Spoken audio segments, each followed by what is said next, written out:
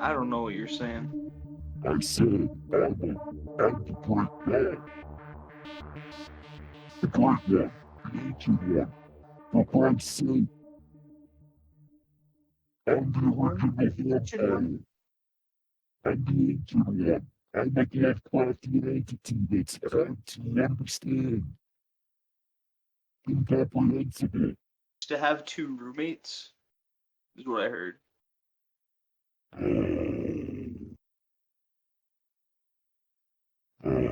Wow. I'm the incomprehensible God with two roots. Turn it down a little bit. I need to know what you're saying. I said, I'm the incomprehensible God. You're invincible? Oh, fuck. Oh, what am I doing? I need space.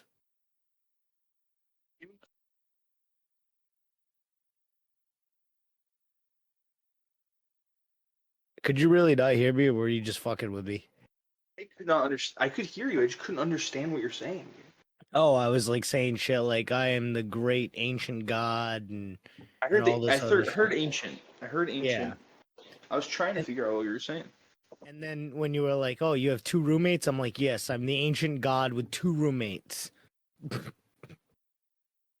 It happens. That's like the father and the two children from Star Wars. Uh, yeah. And the mom is Azeloth or something like that, right? Terrifying. You know what I'm talking about, right? Is Azeroth the thing in Legends that's like the ultimate evil? The thing that they use the Kessel Run to trap. It's I kind of don't know. like the ultimate evil. So like I back in heard it's like like Luke fought it in Legends. I don't know about that. I know that like in Legends, like they use the Kessel Run or like that black hole or some shit like that blocks the or like that moves through the Kessel Run. They used it to trap some kind of like ancient like Lovecraftian type god. And if I'm not mistaken, it's the wife of the father and the son and the daughter, and the wife basically like found this like fountain of youth type thing and touched it and like became like evil and became like some kind of Lovecraftian god. That's what I get out of it. Crazy. Is that what you were talking about too? Yeah, I think so. It is like very Lovecraftian, this thing. It is. It like in videos they it shows like a woman smiling and it's got like a real crazy like demon smile. I don't know. I every now and then this YouTuber like I watched his stuff about it and it pops on. He basically like goes through like the Clone Wars and like the different eras of what do you call it? Like, you know, of Star Wars and shit. Like Clone Wars and stuff like that. Stupendous wave. Is that the one? Is that what I think it is? That's a YouTube. That's a Star Wars YouTuber. Is that the one who he like talks about Legends material and just goes through the different eras of the Legends material? Like he'll have like 3 hour long videos where he'll be like just like, and this squadron of clones went to the end of the war. Is that him? I don't know. I'm sorry. Does he have like 3 hour long videos that say like I don't three remember watching BBY? 3 hour. I don't think it was 3 hour long videos. I don't think so. This guy has like a really Maybe smooth that too. voice. Maybe. I don't know. I kind of want to look it up now. Tap tap. Aboleth. I think that's the name of the creature. Star Wars. Aboleth versus Luke. So I think you're right. Aboleth, the mother. Star Wars theory. I think that's the one. It might be Stupendous Wave though because he talks about it too, but I think it's Star Wars theory. He like he's this really chill dude. The other just, night like, when you were talking about the Bad Batch and shitting on them, that I'm was so shitting on- funny. I was not shitting on the Bad Batch. I was simply speaking from a Kaminoan's perspective on the Bad Batch. I would never Useless. Worse than useless. Is that what I said? It was pretty harsh. Is that what the Kaminoan said? Yeah. Worse than It was useless. funny. It was funny. It was great. No, in retrospective, I love Task Force 99 or whatever they were called. It's cool, but it's hilarious that they're like. It's funny to think that the Kaminoans love like the perfect clones, because that's like what their job is. We're making perfect clones, Yeah, but but they it's absolutely hate them. they hate the ones that are like the fuck ups. Just the fact that they're wrong. But Which they is can like really get into it. Be like, yeah, like, yeah. Did you know that like he has like less tendons in his legs, so he's not even good at running? Like, come on, like that fucking loser. did I get into that? I know I really was No, trying to go but I was hard just trying to on think of another. I'm just trying to think of ways that's like hilarious that like these this clones are fucking different. The Rambo Kaminoans could knockoff. just like take them down a notch because they know because they're like, yeah, I know I made that one, that fucked up one. You know what's funny though is like the Kaminoans hate that group, but like they're like probably the best group of clones that exists, and besides maybe the 501st, hypothetically, I guess. But Yeah, really, like they're the best, and for the Kaminoans to hate them because they're just like abnormal. Like one is like the best sharpshooter in the galaxy, and you're gonna hate that guy. He's literally like could take down an army, whereas another clone will get blown out of the sky immediately. You know, yeah, it's like wow, these Kaminoans suck. yeah. But like the one that's a sharpshooter is clearly autistic. Is that the case? I never realized that.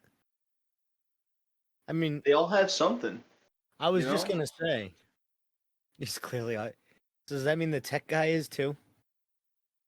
Uh, no, the tech guy. They're kind of all right. They're kind of all autistic in their own way, especially the big one.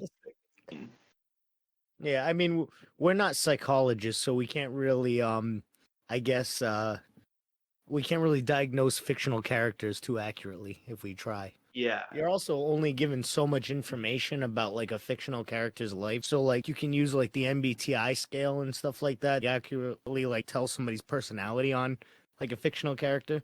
But I feel like diagnosing a fictional character with like any kind of like thing when it's not directly like Abed from Community.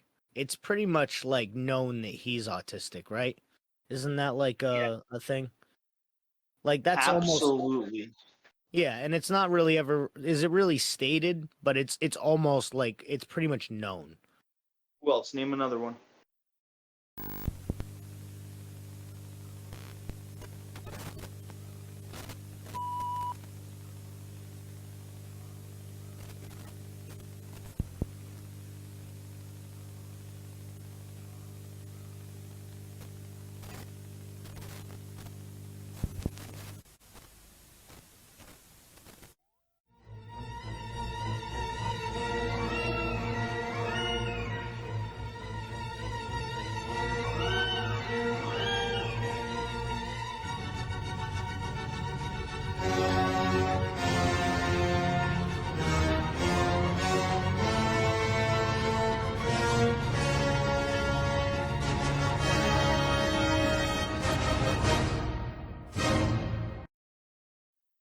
Yeah, Yaddle's like well adjusted, very like Yaddle's like well adjusted. Yeah, Yoda's not well adjusted, or he's just well adjusted in his own way. Every time we see him, he's alone in his room, and then He's always meditating, though. He's as always soon as meditating. as soon as he's like ready to move and like do his thing, he's like doing way too much. He's doing way too much.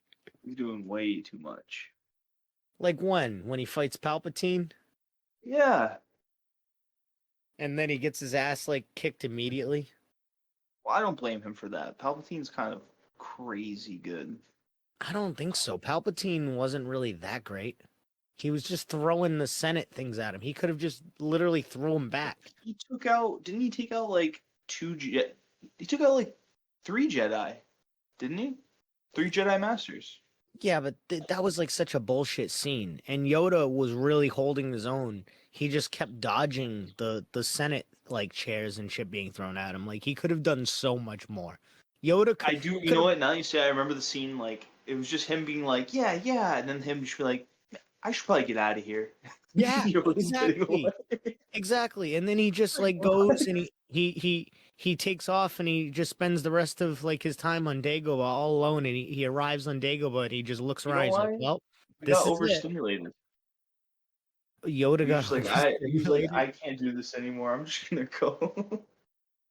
I guess. Yeah. And then he lived in a swamp for the rest It of should his have been life. a battle of wizards though. Like that's Yeah, what they should, because like the Force ideas at the time weren't as innovative. Like some of my favorite stuff about new Star Wars they stuff is were. They had the so many years magical new ideas that you of can. yeah, but they had so many years of like lore and like mythology between like the prequels and the original Yeah, trilogy in like book form to like really, gather some kind of like idea you of like know, what it would you be know like, how a wizard battle. you know the ability that Luke uses where he's like pretty much projecting himself, but he's not really there. But like he was there. It's like he like erased himself or something when he did that. So it's Spoilers for the sequel trilogy. Yeah, the in episode 7 where he's trying where Kylo Ren's like more, and they're yeah. just shooting at him and he's just like, "Yeah, come on." Yeah, I So love that part. I love that part too, but I would have loved that so much more from Yoda, just like chilling there, and then like a Sith tries to come up on him, and then he just like tries to cut him. He's not even there, and then Yoda just from the shadows cuts him in half. I need more of Yep. that in Star Wars. But I need Jedi doing that, not the I Sith. mean, The only you only could, Sith are doing the cool stuff like that. I really don't understand why we didn't get like a Yoda solo series or something like that, even like before like the You know what would prequels. be cool though? You know what I really hope they do? What? Grogu grown up. I mean, I think they're probably gonna do that at least I need to see the post future. I want Grogu to meet Cade Skywalker. 8 Skywalker. Is I that gonna love be Cade. I love Cade Skywalker. uh Kylo Ren and Rey's kid? I don't know. I think it's more of a distant. I don't know. He has like visions of Luke. He like talks to Luke's Force Ghost. So I don't know how distant it is, but I thought it was fairly distant. So how do you feel about the sequel trilogy out of curiosity? So a I don't know lot if of cool you stuff. I think that the first one could have done more. Like it really left me wanting more. Me too. Too much more because then what I got later on wasn't what I wanted. You Which is know what? okay. Like I agree with that, and I will say one thing that I liked a lot about the sequels that I don't like the sequels that much, but there's one thing that I really appreciate a lot that they did, or at least that J.J. Abrams did. And in episode 9, there's that beginning scene in Exegol where Kylo Ren's walking down that like giant like Sith hall, and you have like the giant Sith statues and stuff like that he's walking past. I remember as a kid when I was like in elementary school, I was actually subscribed to like Star Wars magazine, and one of the issues was they showed early concept art for Return of the Jedi and Empire Strikes Back, and one of the things that they changed was originally the duel between Vader and Luke in Return was supposed to be on Mustafar in front of the Emperor, sitting like around like an a magma like throne basically. And when they're like walking to the throne room, you see these giant Sith statues like lining up both sides, and it's almost like in the movie in episode 9 they ripped that exact scene right from that concept art like originally by Macquarie. And that's something that, even though I don't like the movies that much, that's like something that I will defend about those movies, and that last one in Defend? particular. You know, I'll defend is the fight. I've told you this many times. I don't know if it's my favorite anymore because a lot of the TV show stuff has actually been really awesome. But the Mhm. fight between Rey and Kylo on the sinking ships on like the waves was at Was one that the point my last one? favorite. I think it was the last one. I thought no, I thought that was I think I I remember thought that that. Doesn't was he like the fall off the side of the waves at the end, like, and he just disappears for a while or something? yes. Yeah, I think that was the last one. I It's gotta okay watch. if you know. It's okay if one of them didn't die because of that fight. That fight was beautiful. I'll be honest with you. I wish Kylo Ren didn't die in general. I liked out of all the characters in the entire like sequel trilogy, his was the one that I liked. I think the most, which is funny because his was the one that I liked the least at first. Like in The Force Awakens, I didn't like his character as much as I liked it in the rest of the series. And Force Awakens is probably my favorite one out of those three. But I think Kylo Ren ended up being like my favorite character. Yeah, yeah. Kylo Ren was pretty cool. I like the turning toward the light side at the end. I like that, but I'm sure it could have been executed better. Yeah. Oh yeah. I think he should have just. That's what I mean. I think he should have survived, and when he turned to the light side, he should have he should have went on. Even if Like like him and continue to Ray meet this didn't. fool that he destroyed. Yeah, exactly. That would have been cool. That would have been a good like character arc, I guess, Yeah. too. And Rey could still go on to like do other shit in the galaxy and save people. But you know what? They could have Kylo Ren as being like a Force ghost that teaches Ray like to help like establish the school and do When they all pull that in, kind of stuff. they probably will. I think that would be cool too. If Yoda still visits Luke in his old age, then I'm sure that Ray's not getting away from Kylo Ren that easy. It'd be cool if. Have you ever heard about people saying that they're a dyad? I've heard of that. I thought that was So confirmed though. is it It's confirmed? not. I don't remember the movies. It, I tried. I haven't really thought about the why? sequel in a I while. think that's what Palpatine says at the very like when he meets both of them. He says that they're a Force dyad. I thought So that's what he literally that's like I think cool. says it. That's cool. I Yeah. like that. But also, I was gonna say I'm not too well versed with that. Explain what a Force dyad for me and the listeners well, is. I only know from watching Acolyte and watching people talk about Acolyte and like the theories and how the twins I was gonna say, yeah, they're a Force dyad, right? exactly they were trying Yeah. to witches were kind of like trying to make it happen. Hey, And how Palpatine was probably trying to make it happen. I think that's exactly what happened. I don't even know if that was confirmed. Maybe I was even just thinking of the acolyte when I thought about that, but I feel like that's what happened with Palpatine too, and and So Kylo Ren. what if I think this would be really cool is if like you have Force ghosts because they kind of like became one with the Force, but they can still manifest and Yeah, like retain consciousness somehow. yeah. Isn't it because How of cool would the it be if because they're a dyad, Kylo doesn't just like become one with the Force, but he becomes one with Rey, and now he's like not just like a Force ghost for Rey, but like part of Rey. how would that work though? Like Force ghost, but like way more real, way more permanent, and like possibly even like making other people be able to see him. So like when they were And like possibly she can even turn into Kylo Ren and like rage out with like dark force energy. How fucking Yeah. badass would that be? Holy shit! Holy shit! How cool would that be? That would be pretty cool, and that would Like also her rage mode is turning into Kylo Ren, mask and all. And what if when she turns into that rage mode, she creates like a dual saber, like in her dream, and becomes like that dark version of herself?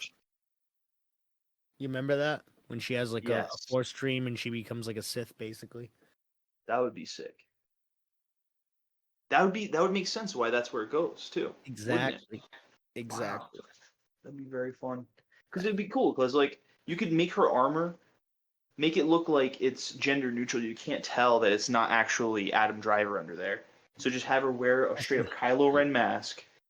Like just because they already also showed you that like the Force can conjure things too. It can Well, straight up conjure shit for her to wear.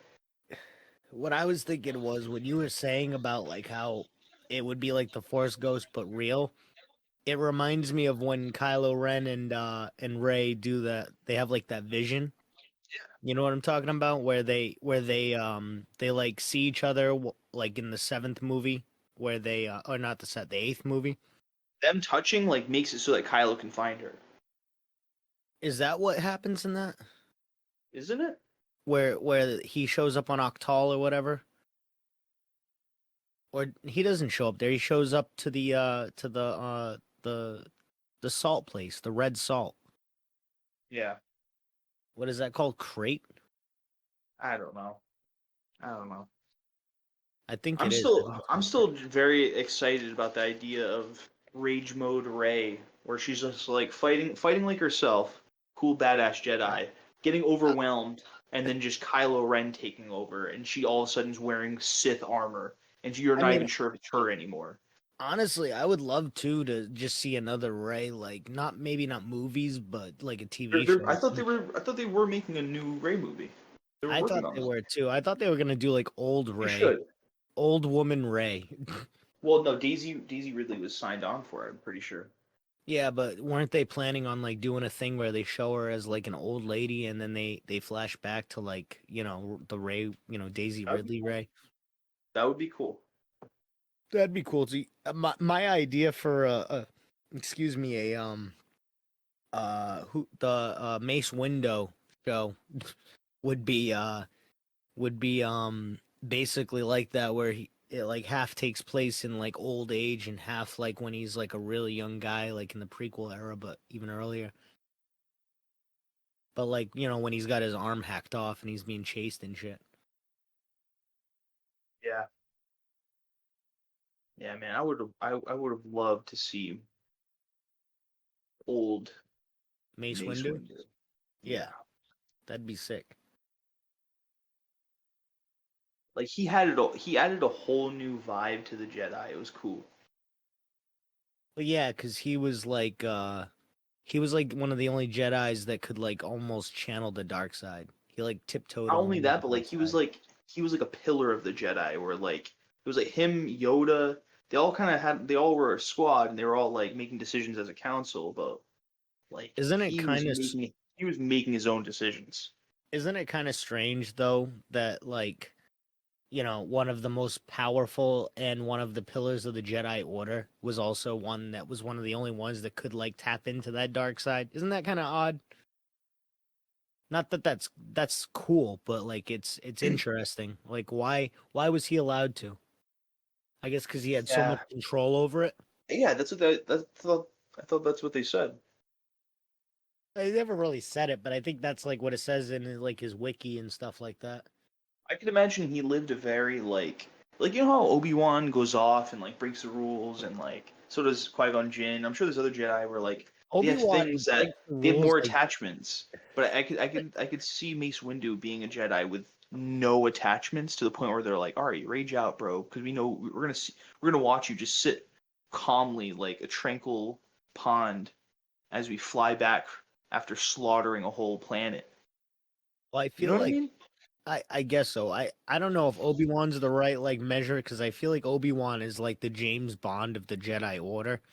Like he's kind of like Yeah. cool and calm and collective and kind of trolls the enemies, and he I ends just up think that like going all like the Jedi's were kind of allowed some attachment, even though they preached against it. Well, they believed it. Isn't this what Anakin's like? What do you call it? Justification was to Padme. He's like, they believe in compassion. So like, they're technically like, they're supposed to be compassionate to everybody, and compassionate means like love and empathy, basically, right? And like caring and understanding for your like fellows. You know, it's so sad to like try to watch them have to reason that they're allowed to love. Like they were like as weird as their relationship was. Maybe it didn't need to be so weird, but I mean, some of they them were were right. allowed to love, though. Look at the Megiddo guy, the conehead one. He had Wait, like four what? wives. Wait, The one who why was this a problem then? well, his was a special circumstance. He like Why? had four wives because his species was dying. So the Jedi Order Ooh, basically was like, yeah, you may as well do it, right? Your species is dying. save your species.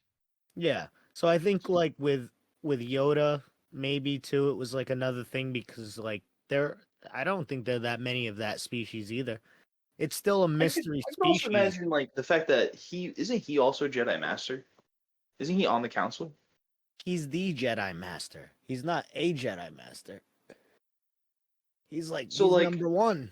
so he's like in charge. Like he could just be like, no, I'm gonna go save my species. You guys can go jerk yourselves off. I'm gonna go save my You species. guys can go jerk yourselves off. That's I don't know if the Jedi did that. I wonder if it was like a religious order where you couldn't do that. It was a euphemism for lightsaber combat. It was a euphemism for lightsaber combat. But that's crazy. Yeah. Where were we just at? Um, welcome to As the World Burns. Welcome to As the World Burns. This is a very special Star Wars commentary issue. We're going to be talking about all things Star Wars. And yeah, let's get right into it. Even though we already have. We're about, what, 30 minutes in? No, more like No, 15. actually, I need to take a minute, all right, and then we'll get back into this. In fact, if you want to actually do the real thing, we can. But if you want to keep Well, talking Star Wars, I'm down for that I too. was gonna say I'm really down to talk Star Wars because like we can have Oh yeah. literally we can talk Star Wars for a You're while. more of an expert on it than me, so this is great. I, I do love Star Wars, so I already this will think be that fun. I already think we've hit a few things that are like very important. Yeah, no, I agree. Ahsoka season 2 coming up. I'm excited for that. I was actually thinking recently that Is the that a shit that thing? yeah, is it not? Dude, Well, yeah, no, it definitely is. They just recast Ray Stevenson's spoiler character. alert for Ahsoka season 2, but I'm looking at the Aboleth Star Wars YouTube page, and it says that a character leak about Aboleth, Balin Skull, and Peridia could tie to Luke Skywalker. So maybe that's gonna be a thing. I hope so. That would be sick because Yeah. Aboleth is like crazy, literally. I would love, man, I would love for this new Star Wars movie to have all these great characters, and it's going to lead to like a big Aboleth thing. But I would love for the last minute swoop in from Luke Skywalker, and this time it's Bucky. You see him like fight off Aboleth himself. He's like, you guys go, you Yeah, guys get it to safety, you I guys got to got figure this this. out. I'm gonna hold this off. He uses the Force to literally hold Aboleth down. Down like you, I can't even imagine a physical form for Aboleth. Well, it's supposed to be like a woman, and then it turns into like this giant like monster. Yeah, I can only imagine it as like a I think I've seen like one picture of it, and it was a giant mass of hands and mouths, maybe. I'll be right back. All right. Yeah, that's cool. So when he gets back, we're gonna talk more Star Wars. I I guess a little about me and Star Wars. I've liked Star Wars since I was a little kid. I saw the first, well, not the first one. I guess you could say the fourth one, but I saw the Phantom Menace as a kid in theaters. It was probably one of the first movies that I watched in theaters, and it's probably one of the first movies I remember seeing in theaters. I remember dressing up as Jar Jar Binks as a kid, and I think I even dressed up as Darth Maul for 1 year too. I could be wrong about that one though, but yeah, I like Star Wars. I've always liked Star Wars. I plan on seeing Episode 3 when it comes back to theaters because it's just gonna be like a major moment in my life to relive again. I did miss watching Return of the Jedi in theaters. That would have been sick. I love Episode 3, Return of the Jedi, and Empire the most. Probably not in that order. I probably like Return the most. It just kind of holds a special place in my heart. I used to, as a kid, love playing Star Wars Battlefront 1 and 2. The games, Star Wars Bounty Hunter with Jango Fett. It was always fun. The arcade game where you'd go and you'd fly around and try to take down the AT-ATs and fly through the forest of Ondor. That was always fun. Yeah, I always like stuff like that. Star Wars has always just been like a mainstay in my life, and I feel like I got back into it when the new movies came out, and I started watching all of them all over again, just watching them over and over again. Yeah, I love Star Wars. Hey, I was just I gave like a rundown of how long I've been into Star Wars basically. Like a brief summary. I I would might also trail like off to a give a couple seconds. breakdown of my history of Star Wars. Yeah, that's cool. So I've loved Star Wars my whole life, as long as I can remember. I have no memories of not liking it. I have no memories that don't involve it. So, do you want me to redo my thing, and No, I'll show you what I did? no. All right. I was actually listening, Yeah, are you serious? You were? partly. I could hear you a little bit. Oh, so you knew I dressed up like Jar Jar as a kid and shit? I did not hear that. Yeah, I was talking about how like Phantom Menace was like the Dude, first one I like. I dressed up as Darth Maul as a kid. I dressed up as him, I think too, but I'm not positive about that one. I know for a fact I dressed up as Jar Jar though. I know for a fact I dressed up as Darth Maul, and my mom wouldn't let me get his lightsaber, the dual-sided lightsaber. I had to get a regular Ah, blue one. how come? I was Darth Maul with a blue lightsaber. That's wild. I can picture that though. A little Darth Maul with a lightsaber, like a blue lightsaber. You know what? Your mom was smart because I think that actually happens in one of the Clone Wars episodes. So maybe she knew something. They'll destroy things. She's like, that's too much. That's too big for you. You're gonna like hit too many things. You're gonna hit too many things.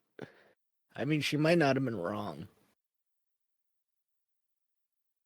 No, I would have been fine, and I would have loved Star Wars even more than I do now. You blame her for your less interest in Star Wars. Yeah, So, what else were you into with Star Wars? Like video games and stuff? Did you play any of the Star Wars games as a kid? Battlefront original. Me too. First two, they were crazy good. Hey, let me ask you, did you ever play Star Wars Bounty Hunter, the one about Jango Fett? I played that a little bit later on. I was gonna say that was like one of my favorites as a kid. Yeah, It was I just played it like before. crazy.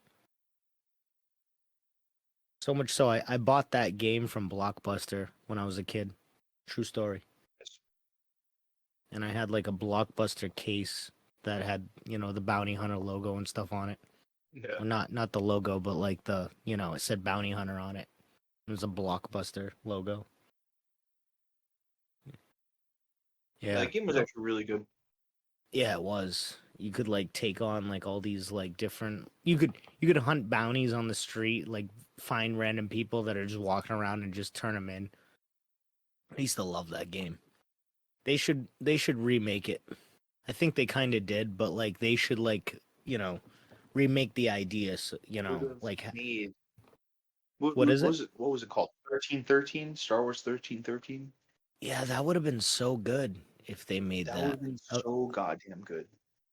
It isn't like part of that supposed to be like folded into that new Star Wars game that just came out. The what is it? The Outlaws one? Or is that what it's called? Star Wars Outlaws? I don't know, but the vibe is way different from what I remember. Yeah, well, it was supposed to be like wasn't it supposed to be about like a young Boba Fett or something like that? Or at parts it like had like a young adult Boba Fett, like it took place in between 3 and 4, I thought. All I know is that it's on Coruscant. Yeah, it was on like the 1313 district or something. Like the 13th hole, the Like the 13th idea rung. of like, I was totally fine with the idea of this whole game just being on Coruscant. Yeah, because there's a lot that you can get out of that. Look at how Yeah. crazy big Coruscant is. There's so much going on. Yeah. I'd love to be able to like have like an open world Coruscant game where you can like go into like the space bars and like deny Even somebody though it's death called stick. 1313, I was kind of assuming that it was actually going to have more than just one level of Coruscant. Because I got to see like some cool other levels Well, that we haven't seen before, and like what's like deep, deep, deep, deep down. wasn't this game like 15 years ago though? It was never made. I know, but it was conceptualized 15 years ago. So, given that level of technology 15 years ago, I could see how they would only be capable of doing like one level, but like focusing really hard on it. Kind of like, Yeah. basically like, Big open world. yeah, but all in like one level where you can like go in all the shops or like half the shops and stuff like that. Yeah. I think that's like something that they probably were working on. I don't know. I watched a video about it and it looked really good, but I don't remember much about it. I would love an open world game set on Coruscant, but you're a Jedi Padawan, and you're just like you have times where you go out into the city of Coruscant to like kind of spend your free time. That would be But there's like cool. other missions that you're doing. But then you can delve more into the seedier side of things, and like you can do drugs at the club and like get bad influences that affects your storyline. A young Jedi doing spice at the club. Death sticks. Death sticks. A Jedi's gonna do death sticks. I don't know about that. That's too far. That's too far. The Jedi might try some spices here and there, but no death sticks. But Ooh, I mean, everybody does spice now. It's not a bad thing. no, even Boba Fett talked about how like he does spice. He's like, "Am I in a spice dream or is this happening?" He literally says that. So he must have done spice at one point or another, and maybe even does it a lot. Mm.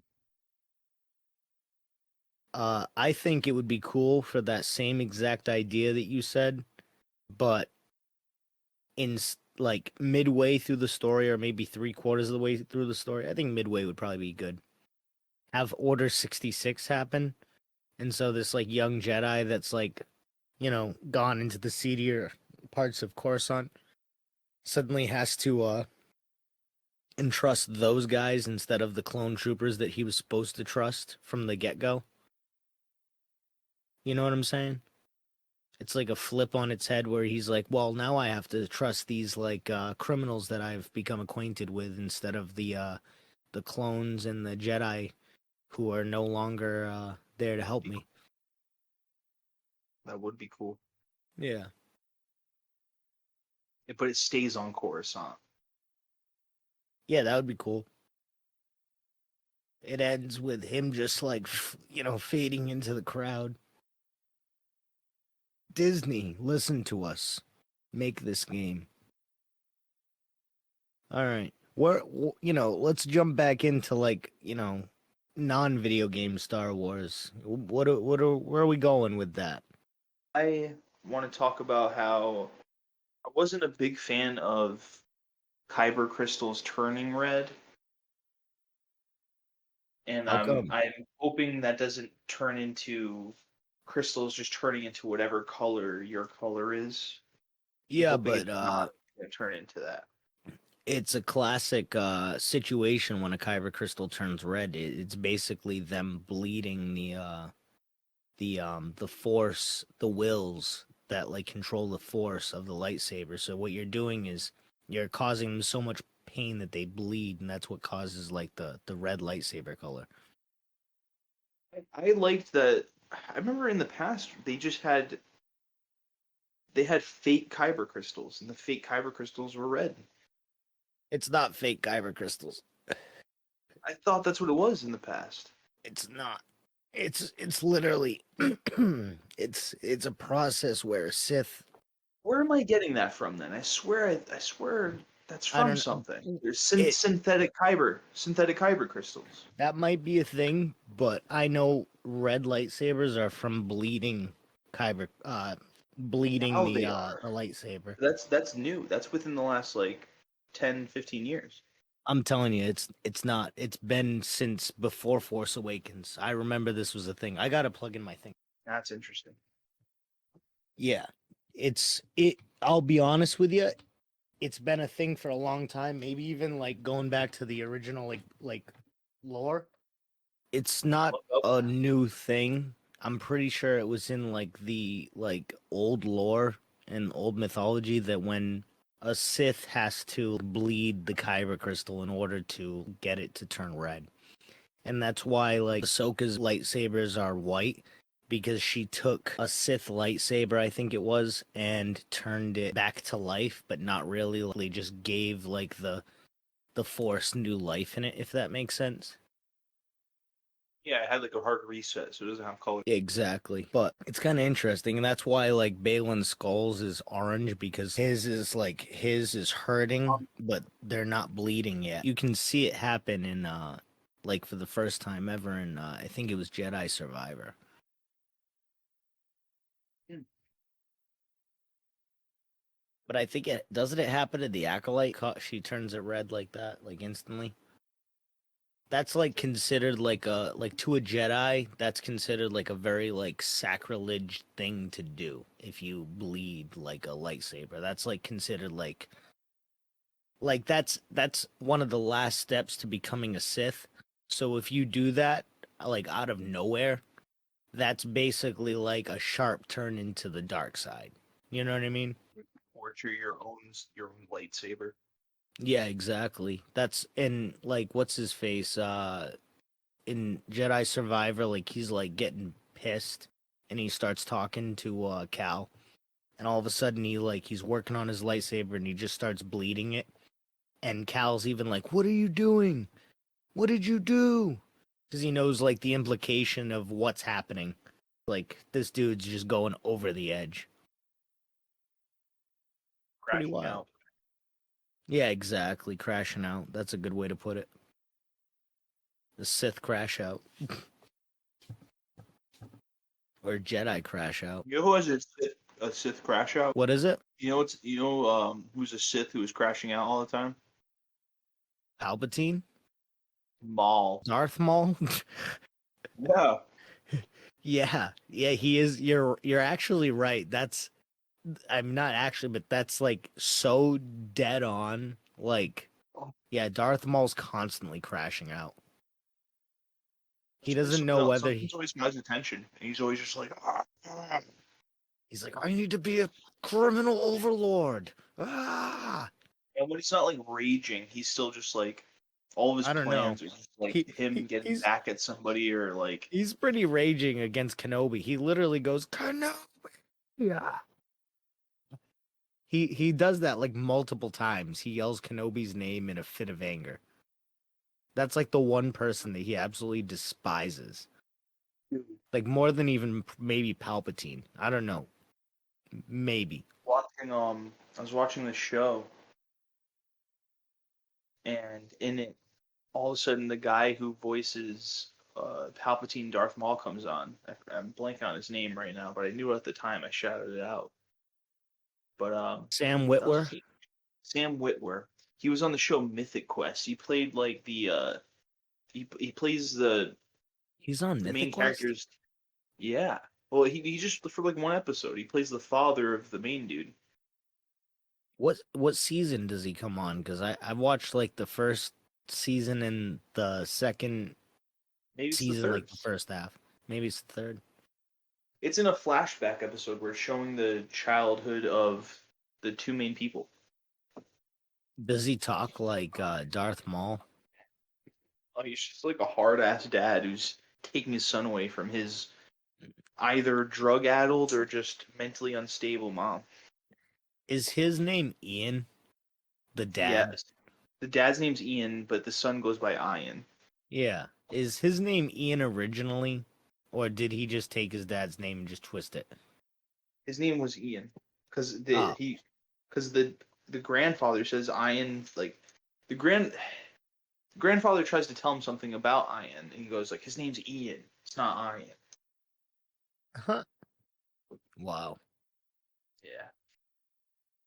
But I was just so Huh. happy to see him. I was just smiling. Didn't matter how mean he was being. I was like, hey, No matter how mean he was Sam being. Witwer. That's pretty cool. Sam Witwer is somebody I'm like, how did he not blow up? Especially as being attached to Star Wars. How did he not capitalize this more? He should be. Look at him. He's like he has such like a distinct look to him too. Like there's nobody that looks like him. Yeah. I feel like So cool. wait, he does a lot of voice acting roles. He Like does, a but lot. he's just a great actor too. Like why isn't he Yeah. in a live action Star Wars project? I don't get it. I don't know. He'd be perfect. Why the fuck are we getting Star Killer? Who played him in Solo? Was that Ray Who Park? played who? Darth Maul.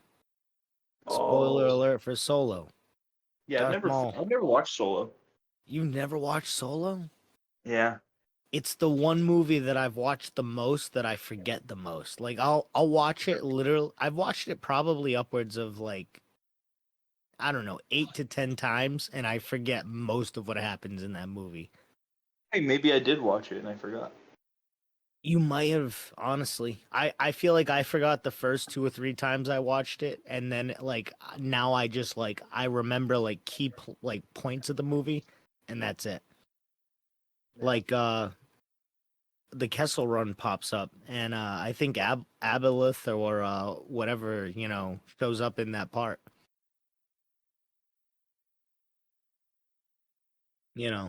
There's one of those types of like ancient like Cthulhu type monsters being held back by the Kessel Run.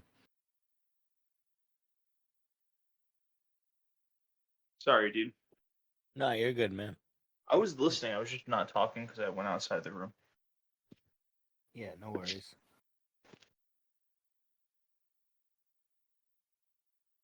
I'm sorry if not all this audio is gonna be usable.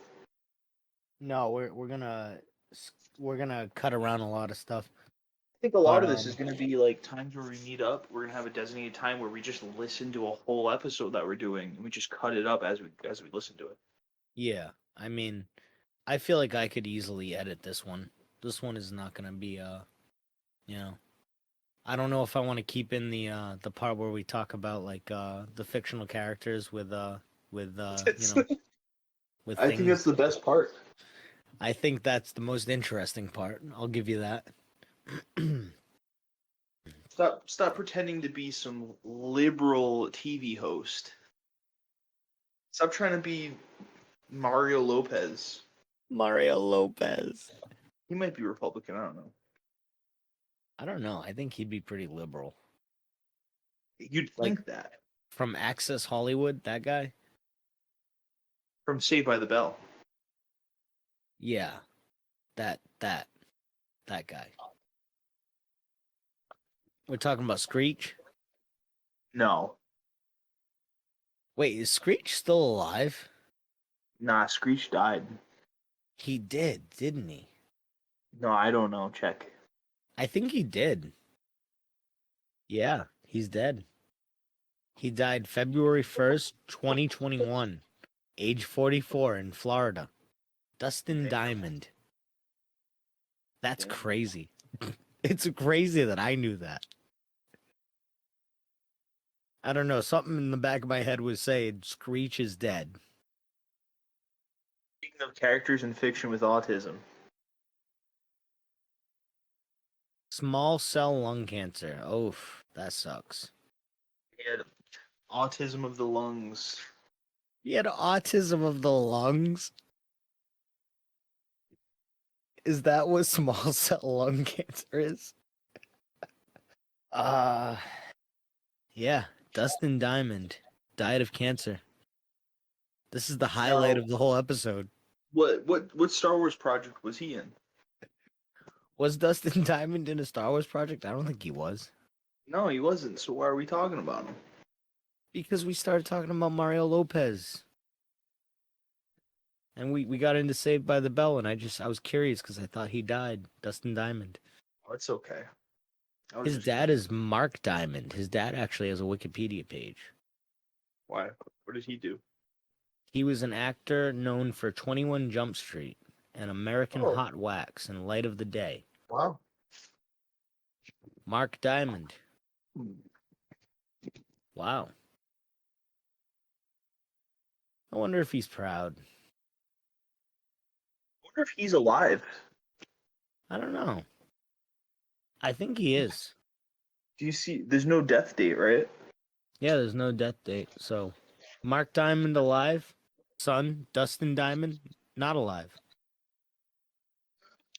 Poor guy. That's- It's not right to outlive your children. It's not right. I mean, that is definitely a sad situation. Anyways, let's go back to Star Wars and I guess speaking of like fathers Let me. and I got. sons. I got you. I got you. I'll Yeah. bring us right back into it. All right. I love this already. So what's up with the two the two like the two heads of the separatists, the two like lizard guys. What do you mean? You know what I'm talking about? I'm not sure right now, but In the prequel movies, and specifically in the first one, you know how there's like, and no, in the second one, are you in the talking Clone about Wars, the dudes that are just like, oh, they had, like, there's two Pope hats Jedi on. here? What is it? Yes, and they have Pope hats on. Yeah, the dudes that are like they seem like water guys or something. They look like you want to call them Gungans, but you know that's not what Gungans are. Yeah, the Gungans are the Jar Jar. Exactly. What are But those they look guys? like The they could. trade They, was that the they Trade look like Federation? I don't. They're separate. They're the heads of the. Isn't it the Separatists that is the enemy faction in the prequels? The Separatists. Yeah, but I thought that the head of the Trade Federation were like those guys specifically. Like, cause you had the head of the Techno Union, which was that weird dude with the with the eyeballs and like mostly robotic, and he spouts off like steam. And then you had head of the bankers that were like they That were the in same. what movie? What movie am I supposed to be remembering? Well, this is Attack of the Clones specifically, but I'm pretty sure that those other guys were head of the Trade Federation, and what they were doing is they were blocking off trade to like Naboo or something like that, and that's why Qui-Gon and Obi-Wan were sent in as like negotiators to basically be like, hey, cut this crap out and let them, let the blockade go. And when they were on there, they didn't realize that it was like a trap set for them specifically or something like that. I don't know. There's a lot of political stuff in the first movie that I don't really like. It's hard to follow.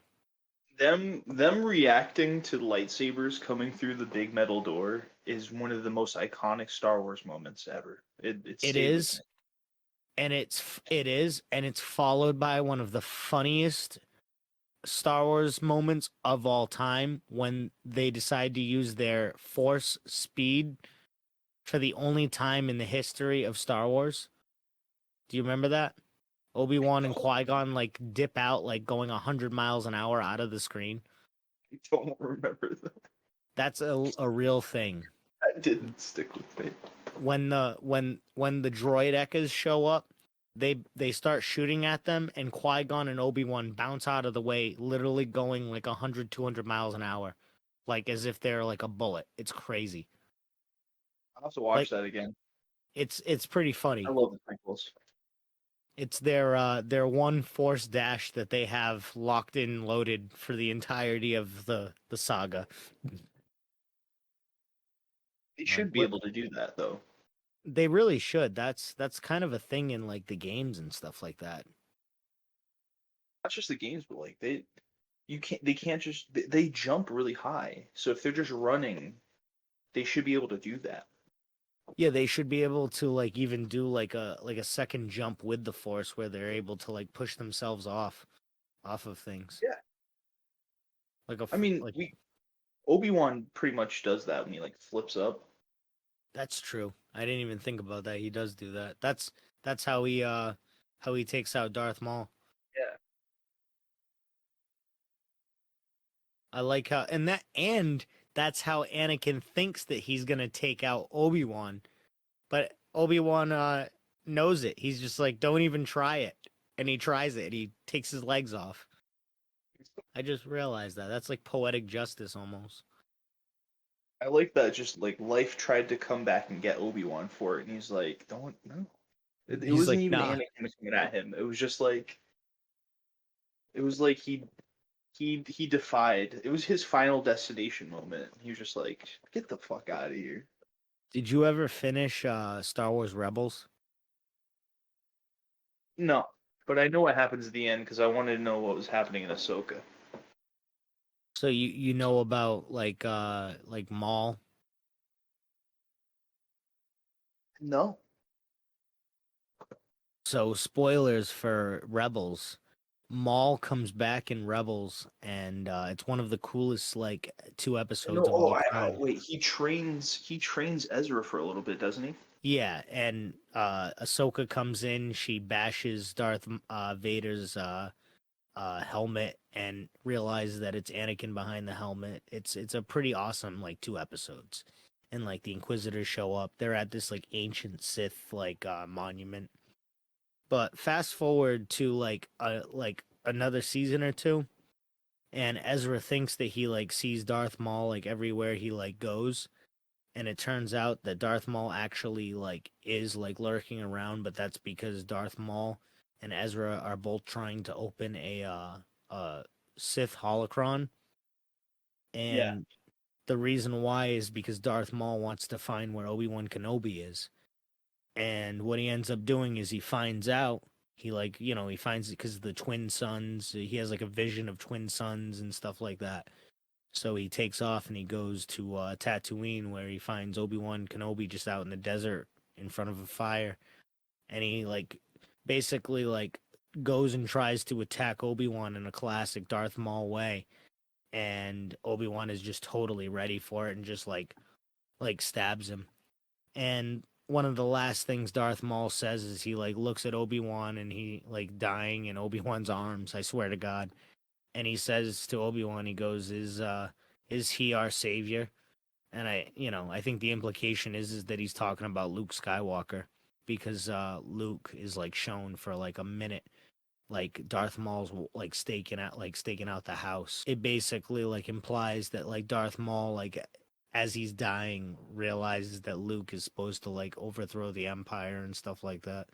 It's So pretty he cool. didn't like the Empire. He was just the dark. He was just channeling the dark side. Well, exactly. Yeah. No, that's what I mean. He knew at the end that Luke was going to be like the savior for like every, not even the savior. I think he even like said like almost his exact words were like, will he like venge us or something like that, avenge us. And Obi-Wan's just like, yeah, he will. And Darth Maul's like, yes, and then dies. It was quite beautiful. Like, I guess he was all about not accepting death. He was a character who, like, through Well, I like mean, miraculous means, kept living. his hatred, his hatred fueled, like, Miraculous hatred. yeah, he's almost one of the most impressive characters in all of Star Wars because, like, even though he started as a Sith assassin and was pretty much like trained to be a Sith Lord, he wanted so much revenge that it was keeping him alive, which is kind of crazy if you think about it. Like it was like how some characters were like fueled by the light side of the Force and were healed by that. Maul was healed by his intense hatred and dark side of the Force. That's crazy. That's like that's next level. That's and for Like he somebody was that haunting like his own body. what is it? He was haunting his own body. Yeah, it kind of yeah. That's a good way to put it. Cause like his hatred was like blinding him so bad. It was ruining him. He could have really honestly he could have turned around and become like a Zabrak Jedi if he wanted to. Oh, dude, you're talking about like good stuff about the sequels and the end of The Last Jedi with the kid. All right, I was talking to somebody else about this movie, and I think it might have been you about how like the kid at the end he grabs the broom with the Force. Yeah, and that's like never comes up ever again. People forgot that happened because I was talking to somebody about that, and they just were like, "Wait, that? Oh yeah, wait, what? I'll have to watch that What again because I don't remember." Oh, was but it I'm like, me? that's one of my favorite parts of the movie. I I love don't. that. I was gonna say I don't think that was me that don't remember that. That's like one of the few things I do remember from that movie. That's what I need from Star Wars is just that like You know what was good Force in is that movie? always out there.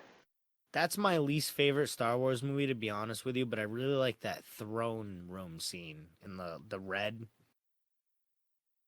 Yeah, and then they chop Snoke in half. That's great. I hated it, dude. I hated it. You I hated that, hated dude? I it, love that. dude. I hated that movie. So like to get that, I was just like, oh great. But I thought the whole time that Palpatine was Snoke or Snoke was Palpatine. I thought that the whole time that, and it's kind of funny that they pulled it out of their ass at the last minute and made that the case because I thought that's where this whole thing was headed in general. So to know that it was going somewhere else, it almost confuses me more to think that they had like another plan for like Snoke and everything else. Because it almost just makes too much sense that it was Palpatine all along. You know? I was I don't know. I think I had a lot of expectations from the first sequel, and I think that the Last Jedi was just a lot of Yeah, The Last Jedi is my least favorite of it was a all of lot them. of just being like you're not getting what you want. Well, that's part of the issue that I had with it too is that it felt like two steps forward, one step back. You know what I mean? It felt like a pretty the, the relationship between Kylo Ren and Daisy Ridley's Rey is like the only thing that Yeah, that was improved by that movie. yeah. And we got to see some cool Luke stuff, but Yeah, even the way they played Luke was like, here's your I disappointment. Yeah, I expected way more Luke out of that. And we did get a lot of Luke, but I didn't like the Luke that we got, and that's part of why I didn't like that movie too. A lot of chances with that. The also it's kind of like really depressing to kill two characters off, right? Like two beloved characters in both your movies. It's just like, oh, now that guy's gone. Oh, now that guy's gone. And you And know some it's people, kind of some people are just funny. waiting for it to happen, but it's like, You know it's man, not that's not like, funny, but like you know it's kind of wild to think about is that they had to like kill off the third one I know. Did they kill off Leia or no in the third I movie? She's don't still remember. alive, right? Well, Pretty sure. they're gonna have to kill her character off That's regardless gonna be because a they time can't skip. keep her alive. Like, Be a yeah, time skip. no, of course, but they can't just show her character alive. They already tried that with Carrie Fisher, and people hated it. And she wasn't even dead, I don't think, at that point. That's why I'm hoping that they approach Bucky's actor and be like, "We'll give Sebastian you Stan. anything you want." Did you, speaking of Sebastian Stan, and very off topic, and I want to go back to Star Wars after I ask you this, but did you watch that movie called The Apprentice, where he plays Donald Trump? No. Fantastic movie. It's so good. It's a really good movie. Highly recommend it. Anyways, yeah, Well, Sebastian Stan would be a really good Luke Skywalker. I've always thought that too. I can only imagine that he doesn't want to do it. Like that's the only reason why it's not happening. Because like, why wouldn't they want to do it?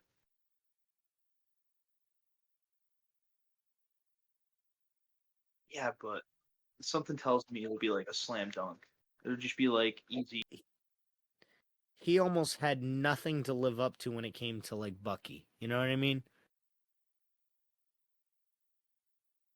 Like he had no worries. I guess. I guess. Well, it's the last portrayal of Bucky live action. That was like what, the 1940s, the serials. So Sebastian Stan basically like he the only thing he had to do was portray Bucky from either the comics or make his own version of Bucky from the comics. And he pretty much did that, you know? Wait, His so is a lot. Winter Soldier doesn't exist in the No, it does. comics? I was actually just talking to someone recently about that. I think it was Ed Brubaker, the guy who wrote the Winter Soldier comic books, because yeah, that's like random comic. I think that happens after Civil War, or maybe no, Civil War happens after Winter Soldier because Winter Soldier's in Civil War. But there's Ed Brubaker, the guy who wrote the Winter Soldier originally. He says that he got paid more for his one scene. I think this is true. If I'm not mistaken, he said this, that he got paid more for his one scene in the movie The Winter Soldier than he did for the any of the use of his characters in any movie that he's like made, or like that like he's written and they've like made royalties off of. Isn't that kind of crazy? Character was he?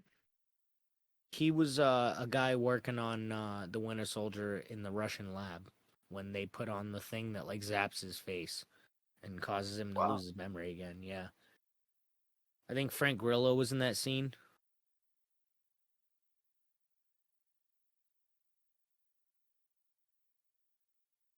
But that's crazy.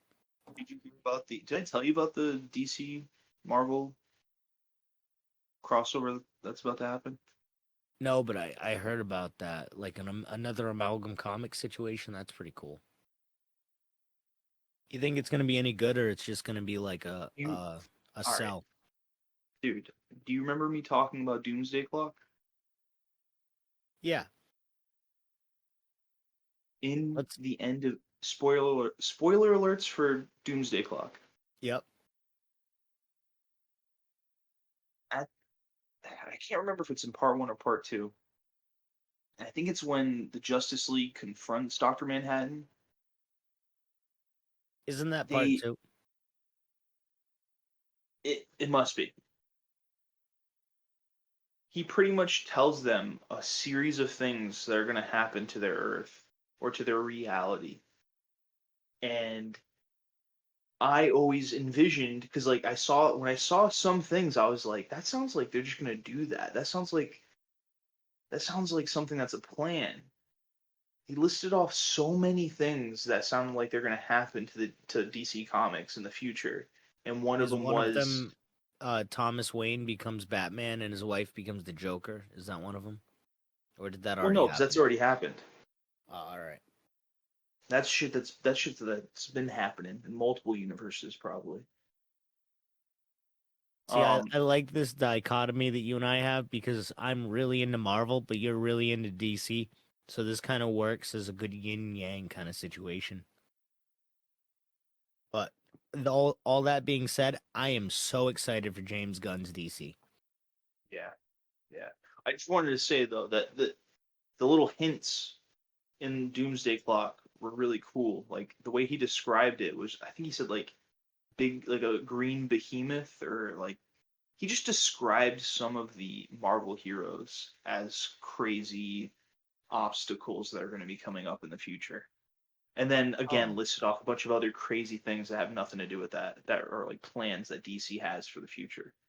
so they already laid the seeds for like that kind of stuff, like the crossover That from was where I Marvel. always thought, and that's where I always like.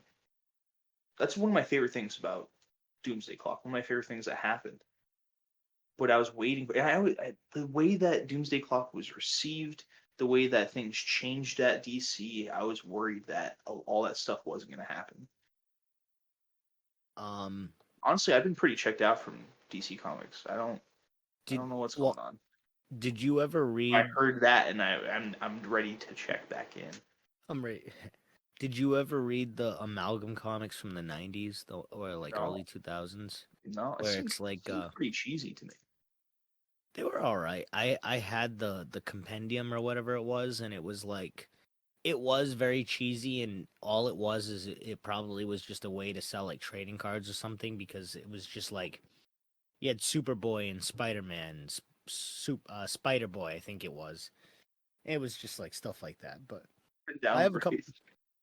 Yeah, sort of. Well, think of Spider Man with the strength of Superboy. I think that's kind of what it was, Well, it's just giving Superboy a very different way of movement, and like and a slightly different I costume. think Yeah, it's a exactly. lateral move for Superboy.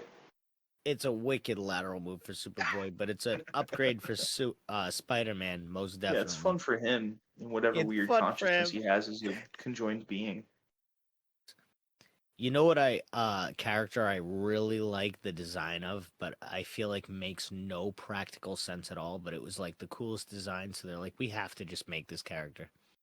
It's Dark Claw, which is just Wolverine and Batman combined.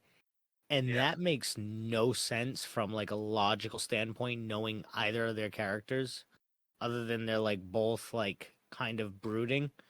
I But think it's like, just from the idea that they're both the dark heroes, the both the most famous and most popular dark heroes I from guess either so. side.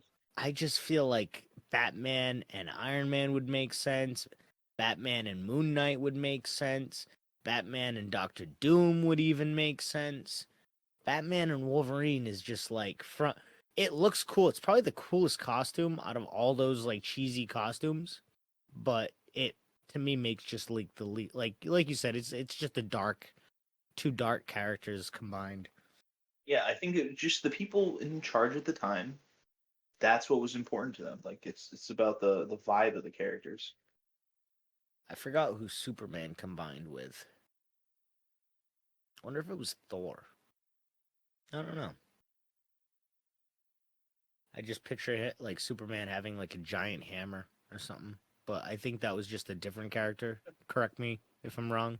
I don't know. Look it up, Is dude. isn't there a Superman character with a giant hammer? Isn't his name like Steel or something? Yeah, Steel. Yeah. Who they made a movie off of in the Yeah, 90s that had nothing to do with Superman.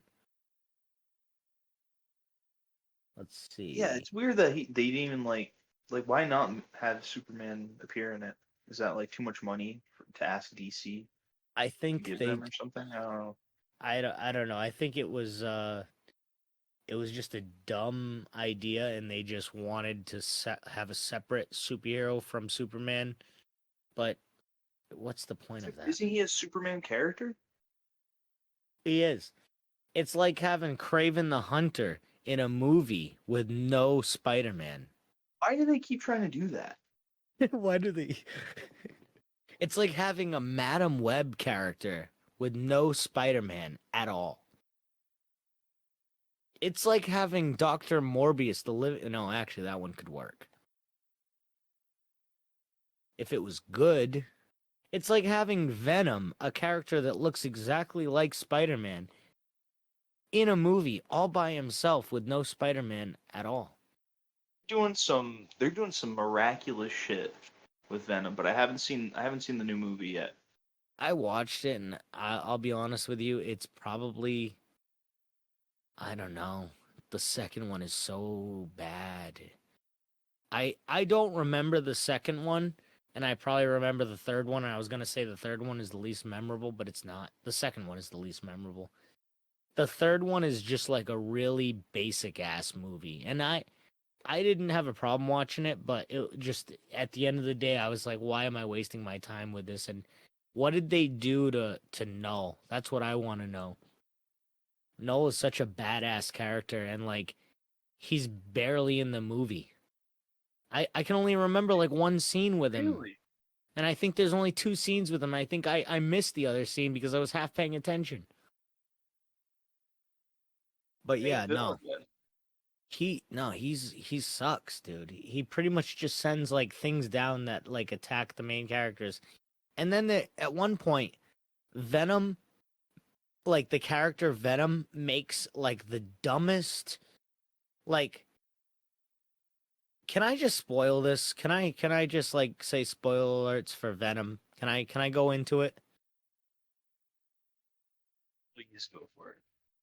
So there's a scene towards the end of the movie, and in the entire movie, Venom's not supposed to come out because, or like in most of the movie, Venom's not supposed to come out because if he comes out, they have something where Eddie and Venom, like Eddie died while he was with Venom, and Venom brought him back to life, and that's like something like it's called like a codex or something like that, and it's a rare thing where your symbiote and your, host are like, it's like a one kind of thing. It's like a spiritual thing. And Null wants it because I guess like he can break through to like the mortal realm or some shit if he has this. I don't know, something like I said, I half paid attention, but throughout the whole movie, Venom's supposed to not be coming out, right? That's like the whole deal. He's not supposed to like pop up because if he pops up, then all those Venom hunters will find him. And he's at a part where he's listening to a song, and that lady that owns the bodega that he goes to, I forgot what her name was. She is just like, come dance with me, Venom. And Venom literally jumps out and starts dancing with her. Out of this whole movie, you're like thinking in your head, like, wow, he's not supposed to like jump out. And he just does it out of nowhere. And I think they captured him or something, but it's like the dumbest like thing ever. Cause it's like a character being told throughout the whole movie, don't press that red button. And then throughout the whole movie, they're just like, yeah, I can't press the red button. Gets to it. And then in just a fit of boredom, they press the red button. And that's when things go wrong. It just seems like the sloppiest way to just like cause Venom to just like, like If it's in a bad movie, that sounds horrible. But that what a what an interesting character it could have been. what an interesting character that Venom is. He he's I don't know. It's just like The way you just described it, I was like, wow, that's very interesting. Actually, maybe that see, could have been cool. I thought it was terrible because it was just a way for the plot to move forward. And you're right, it could have been cool, but it's like such a stupid scenario that it's like they just needed him to go out of, Eddie for any reason, and they literally chose any reason. They chose literally a reason. They didn't choose a good reason. They just chose a reason. Not even a good reason, a dumb reason, because he shouldn't have done that. He's like, he literally says to Eddie, I have a compulsion to dance or something to that effect. Like he literally says he can't control himself and he just starts dancing. It's wild. Silly But fun. it was interesting. You know what part of that movie that I liked a lot, that What? it wasn't, it's not even really a part of the movie, but it's just kind of like interesting to think about. Um I talked about this on the first episode that I did, and they in that movie they're closing Area 51, and I think that that's just kind of an interesting idea. Closing Area 51? Closing Area 51, yeah, going out of business, all What's things the must go. explanation?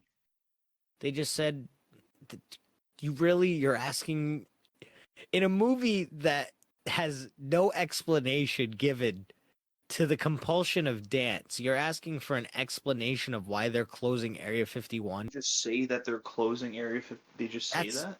that's it. Yeah, that's the gist of it. They're closing Area Is it meant to 51. be a joke? No, Area 51's closing. It's I serious. get no. I'm sure it is closing, but like it's not played as a joke. I mean, it's kind of played as a joke, but it's not at the same time. Like the whole thing is that there's a family that Eddie's hitching a ride with to Area 51, that the family is supposed to they want to see Area 51 before it closes down because the dad's a super hippie, and he really wants to see Area 51 before it's gone. And also the dad is played by If they the ever get to same. see Area 50, they. I don't understand.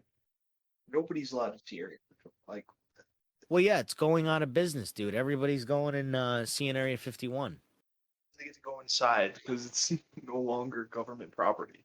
Actually, I don't think I think they're the only ones that show up to Area 51's last day, which is actually, I think, one of the most improbable parts of the whole movie is, don't you think if Area 51 is publicly closing and it's publicly the last day of Area Or Storm 51's, Area 51, the sequel. maybe not storm, but like, don't you think a lot of people just show up? You know? I think I would want to show up if Area 51 was closing down for good. That would be like a historical moment for Parents to stop them because they conspiracies. were like, "Hey, we're actually closing, so come on in." Yeah, they're like, yeah, you guys can come check it out. They're like, don't get too close to those weird incubation chambers.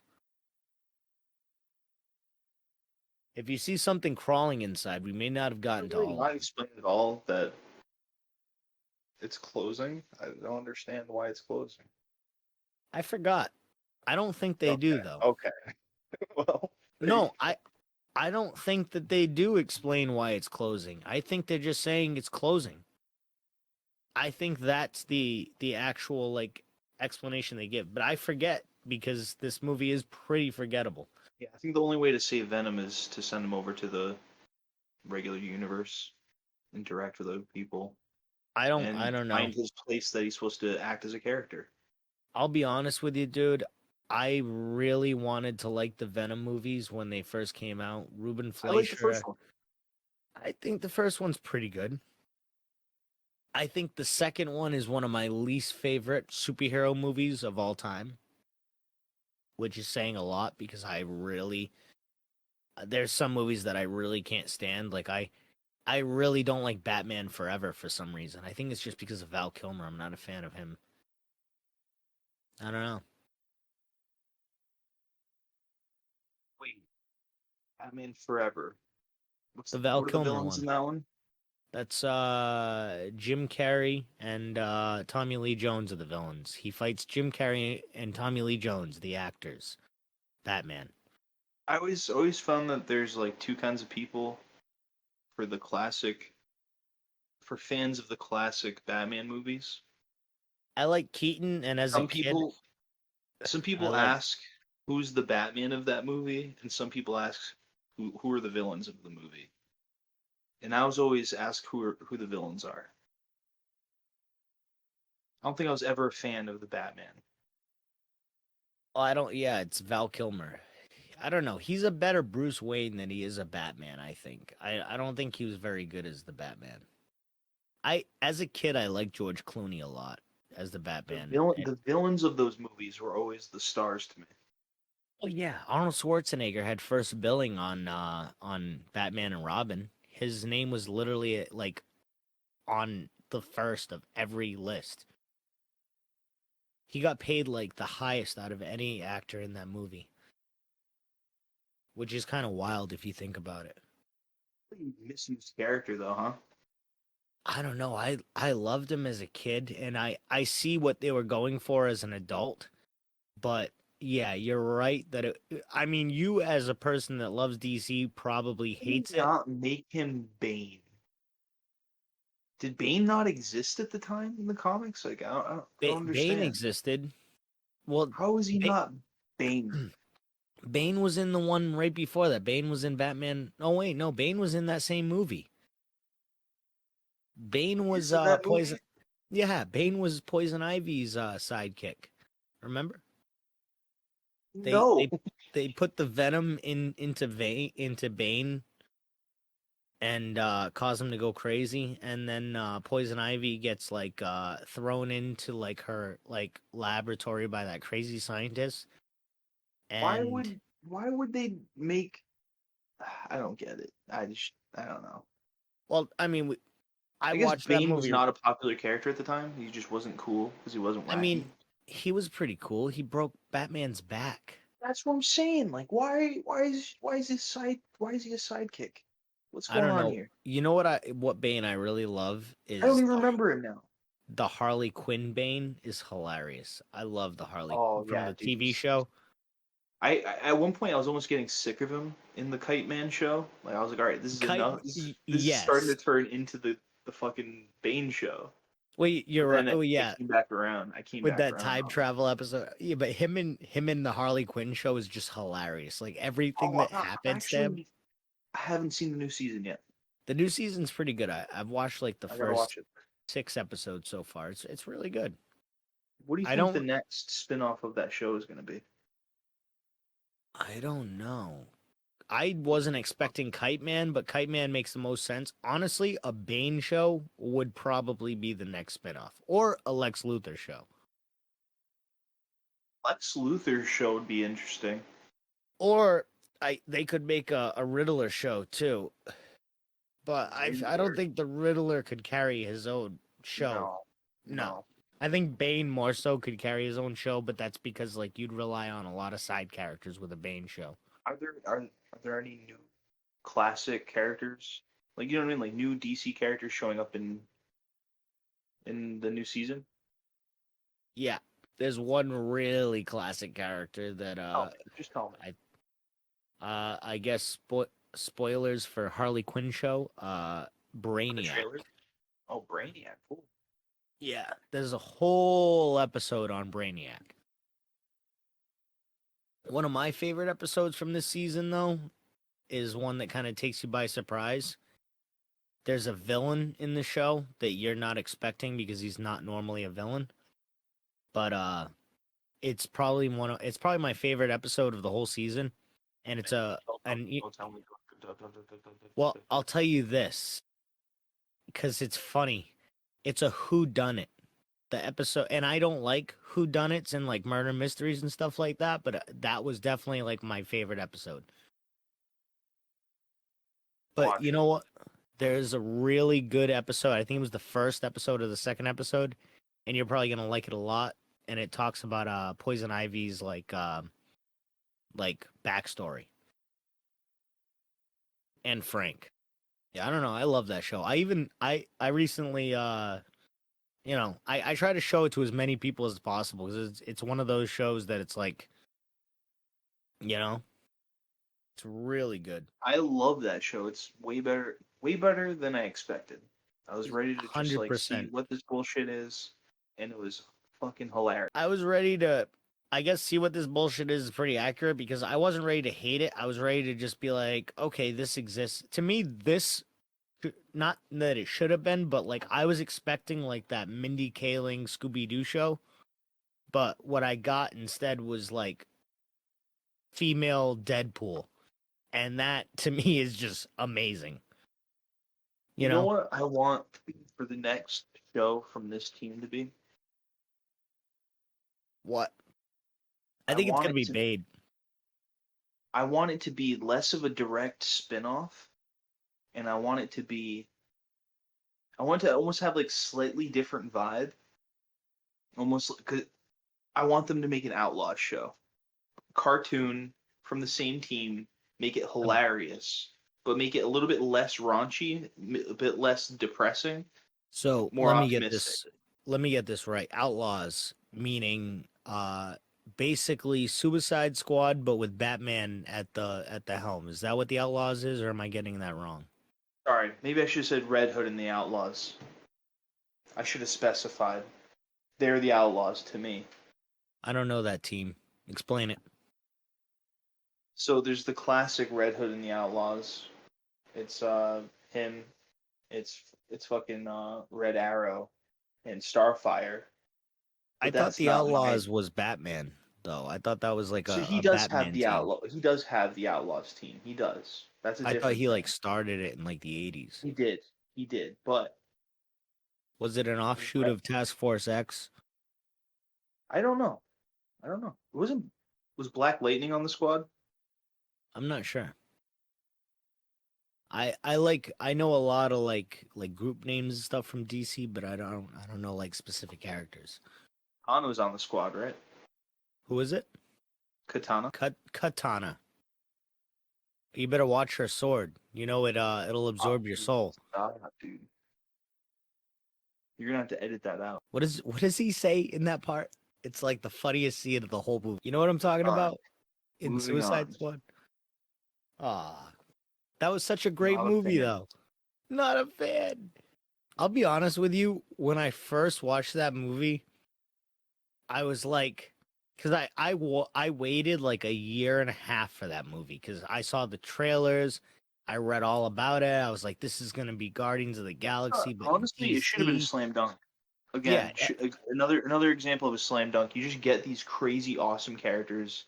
You make them look badass, make them do badass stuff, make the stakes crazy, kill them off, do whatever you want to them. It's make an awesome movie. And then they and just made this like really annoying mess. you know what too? Like Harley Quinn could have been so good in that, and like they chose the perfect actress for it. I could have even like got on with like a version where the Joker was the bad guy and it was Jared Leto. I don't even give a shit about Jared Leto as the Joker. I could take him or leave him.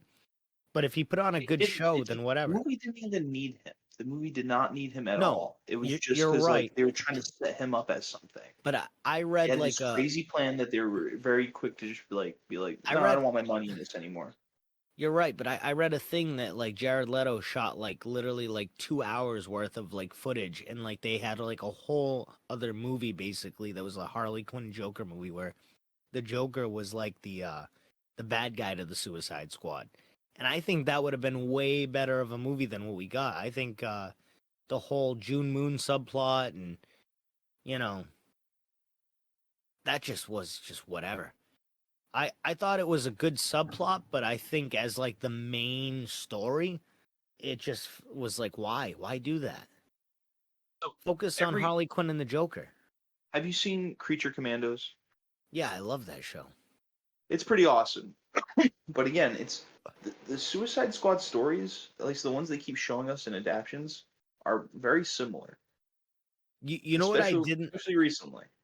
No, I agree. But you know what I didn't like about But it's good. Creature Commandos? It's simple. You just get these crazy characters, put them on a mission. The mission doesn't even matter. Yeah, eventually we're gonna get them all in live action too. But Make you them know what act I the way didn't? that they're supposed to. You know what I didn't like about Creature Commandos that I wanted to like about it, but I just at first I really liked it because it felt like the world was built and I don't know how to describe it. Like I felt like it was a living world. And I felt like afterwards, like I felt like later on in the episodes, like we got so much character development for the actual like crew that like we lost sight of like the world that we were living in. And I felt like towards the end there was a distance from the universe, if that makes sense. Do you know what I'm saying?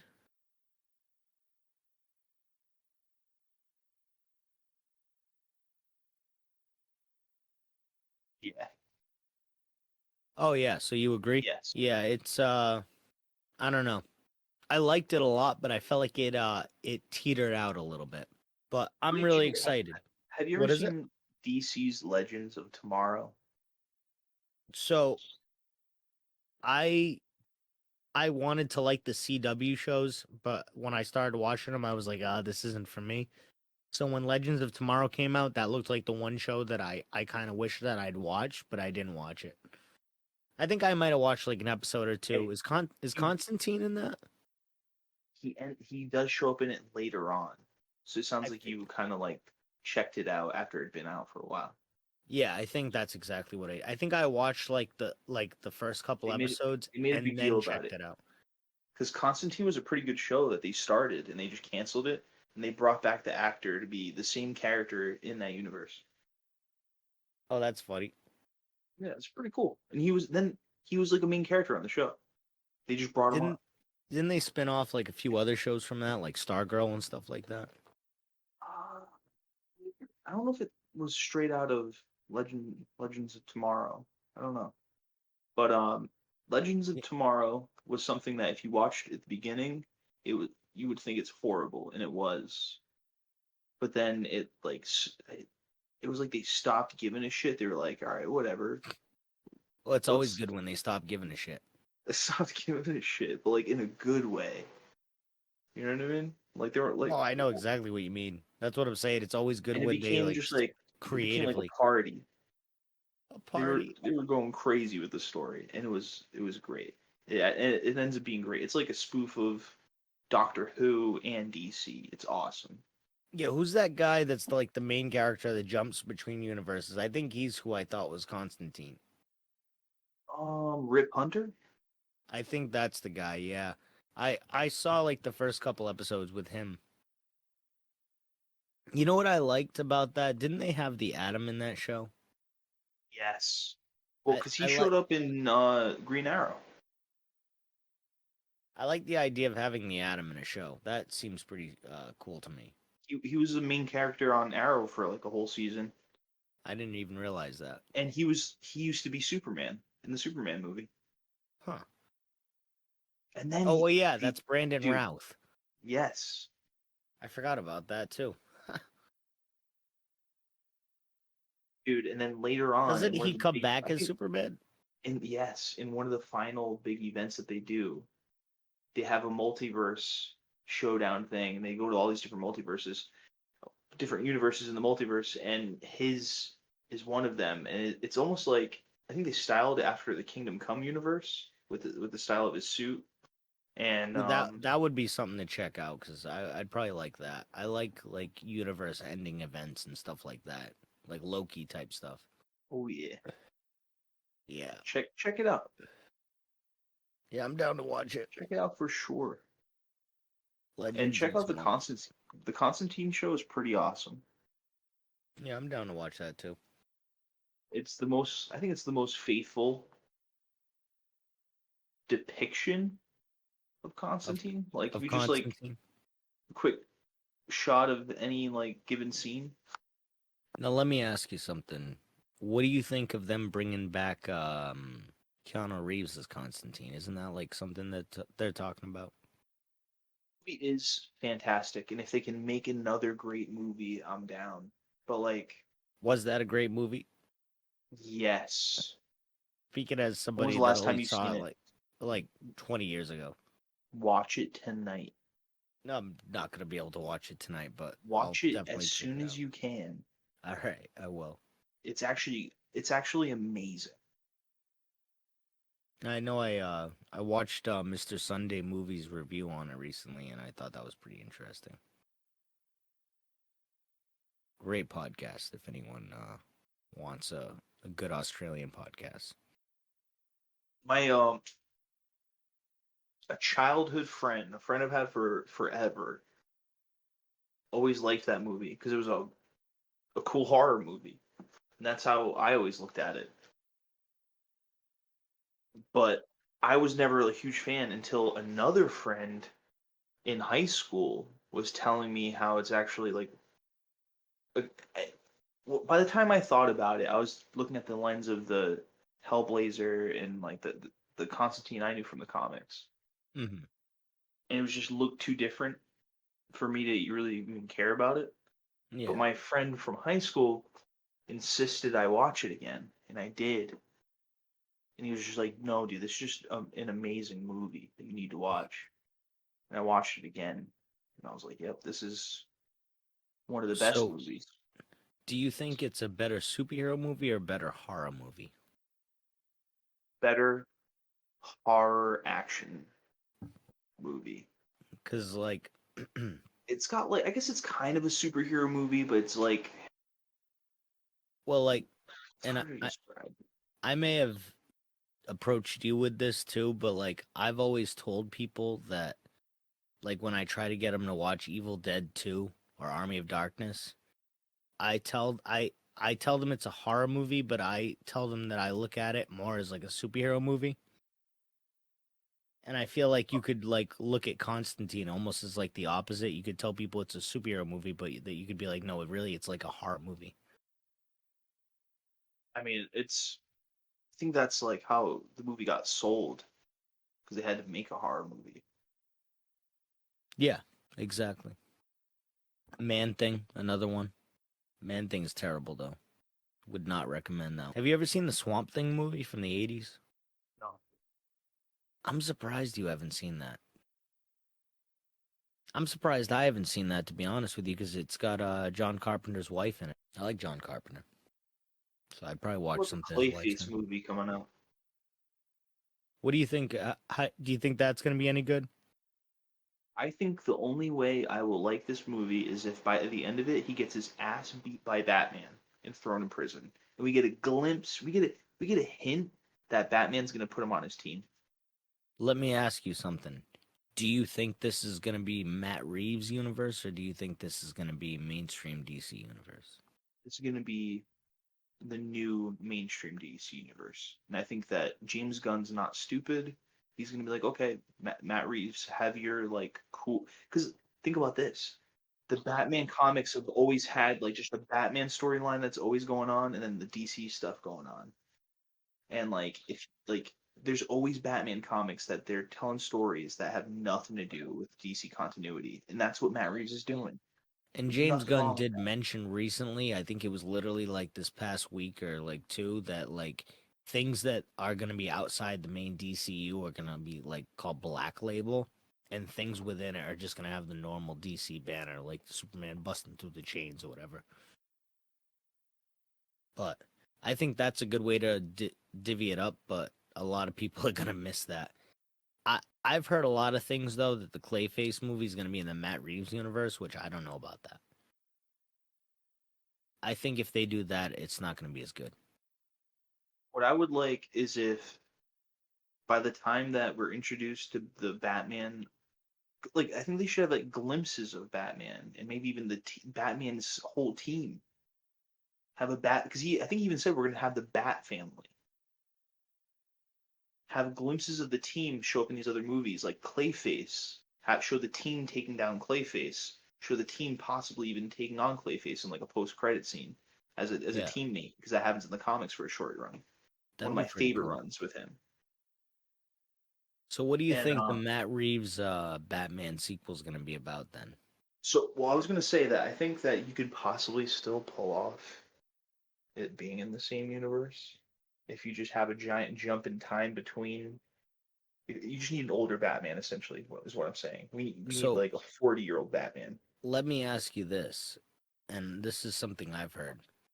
I've heard that the Batman 2 could possibly deal with Hush, and I was wondering if Clayface would fit in with a Hush narrative and Um, how that would happen. I'm not a huge Batman fan, so I don't know too much about Hush. I haven't read that story. So what I know about Hush and Batman and Clayface is Clayface can like look like anybody because he's Clayface. He can transform and look like from a Yeah. giant monster to Oh look yeah. like anybody. Hush is like some dude that I thought was this guy that was childhood friends with Bruce Wayne and decided to like basically get back at Bruce Wayne by Yeah. like transforming himself into looking like Bruce Wayne. So I'm wondering if they could maybe take Hush and have him hire Clayface or whoever the guy is, have him hire Clayface to do that and wreak havoc on Bruce Wayne's life. I don't know. I'm just thinking out loud, I guess. Be interesting. Yeah. So you think the Clayface movie might actually be in the Matt Reeves universe? Well, I've heard a lot of rumors that that's one thing that they're thinking about doing. I don't think it would be a very good idea if they did that. I think it would be a much better idea to put it in the mainline universe. So But there's multiple Clayfaces also. So within the continuity, you could tell a story with Clayface in the Matt Reeves universe, and then jump in time like 20 something years, have a different well, Batman actor, and we've just have already a seen different Clayface that's Clayface younger. too in the mainstream universe in Creature Commandos. So we already know that Yes. Clayface is a thing in the mainline universe. I just don't understand how like a big behemoth of a monster like what we've seen so far can be like, you know, can do a whole movie like that. But if it was like a So Hush it's kind of, situation, I could see that. well, the Clayface movie isn't a Batman movie. It's a Clayface movie. And that's what I don't understand is like I'm I trying to I'm get trying to help you understand because I see I see what he sees. I'm looking through James Gunn's eyes. so you think it's going to be the I'm reading the mainline script. universe though. I'm telling you, it's gonna be all mainline universe. It's all in the same universe. Okay. Okay. Matt Reeves' Batman is in the past. Well, that Okay. that is going to be a thing again, but yeah, What it's do you probably mean? not coming out for a while. They're coming out with a second one in 2027. No, no, no. I'm not saying it's in the past in our world. I'm saying it's in the past within the continuity of the mainstream mainline DC universe. Oh, I gotcha. Time skip 20 something years, older Batman, way buffer, way bulked out, has a full Bat family on his side. We just jump into it because we know Batman. We want to see these characters we love. And then you Hmm. introduce Damian Wayne. That's like the first. That's like one of the first things we tackle is like Batman as a son. Isn't that cool? We've not done that yet in live action. Why haven't we yet? Look at all these And great characters we've had. But listen, James, listen. yep. The, Well, James Gunn definitely wants to do Damian Wayne, so I see where you're going with it. what's what's great is like you want to introduce these characters, but like hint at them. This is like one of the cool things that like Marvel will do. Like they do these little hints, come back to it later on, make it all work together. You have the Yeah, Clayface movie. I'm trying to help you imagine a Clayface movie, right? yeah. It's have you ever seen Doom Patrol? The TV show. Yes. I've watched, I think, the first half of the first season. God damn, you gotta all right. You gotta finish that show. Watch it. It's great. I will It's say Doom fantastic. Patrol is pretty good. Yeah, it just So like it was when it was coming out. I was watching it, so it got kind of just like slow for me at first, and I it, I just wanted to wait till it all came out. Rita Farr's character is very similar to Clayface, except she can't like I don't remember. Actually, maybe she can. I don't know if she Is can she exactly morph into other people. I don't think she does that. Another character actually does that, but she is has she the like personality one? The one with like 27 no, personalities? no. She's the one who's like an actually a hideous monster and just like holds her body into like Oh she's like yeah, this big blob monster. I know what you're talking about. That's why she's similar to Clayface. This look at Rita Farr's storyline and just like lay Clayface over it. Lay Clayface's storyline on top of that, and that's what you got. Now also Isn't look she an at actress too? yes. Look, you know what else to look at? Look at the new movie Substance that's coming out. Oh no, Substance. that's already out. Going with the older actress, I forgot her name. I don't know. I think it's like models. They're body horror with these actors and these actresses or these people who like bought images their whole thing and it's like ruining their career or like possibly maybe think it's helping their career. It's like you can tell a Mhm. captivating story that's like a psychological and sci-fi horror thriller. I know what movie you're talking about. You know I what I haven't mean? heard anything about it though. Think fucking like Invisible Man, like just ground level violence and horror between people within like a single room. Like Hollow Man. Like Hollow, that's what I meant. It's also like a crazy monster with hopefully a good budget. Make him the actual monstrous villain and make him have these crazy abilities. But he's not going to be that villainous. You make him likable, like the newer incarnations you see in some of the cartoons and some of the other new adaptations. Make him Mhm. kind of a fun guy. Make what his ability kind of seem awesome and scary and powerful. When he gets taken, like whatever happens to him, you know, Yeah, because and then you show him in like the sequels working with his the bad downfall guys. could be his own making, but he gets at the very last second have an awesome beat down where he gets his ass beat by like two random Bat family members that look so like make them look serious. Don't make them look silly at all. Make him look like a serious threat, like the only thing in the whole movie that could even challenge Clayface, and all of a sudden he doesn't even know what to do because he's just been a monster like wreaking havoc on normal people, and he just gets his ass whooped, thrown in prison, and again, end credits tease an offer to maybe get out of here, but it's not the Task Force X. It's not Suicide Squad this time. It's the Bat family. Bat family is giving them an option. And then when you tell a Bat family storyline, you can now introduce a new Batman family character that the world isn't really used to, doesn't even know about. You can tell another great story with Clayface where like it affects the whole Bat family. This something happens in the comic that's like really fucked up, but it's like kind of an awesome story, Mhm. and I would love to see that happen. But you need the whole Bat family involved. But he said that we're gonna get the Bat family. Yeah, I think the Bat family should be the new instead of doing Justice League, we're gonna have the Bat family connect everything for a while. I think that would make sense. And In James Bat Gunn related characters, definitely. you know, Yeah, the James Gunn villains definitely of seems dead set on like introducing the Bat family and Damian Wayne.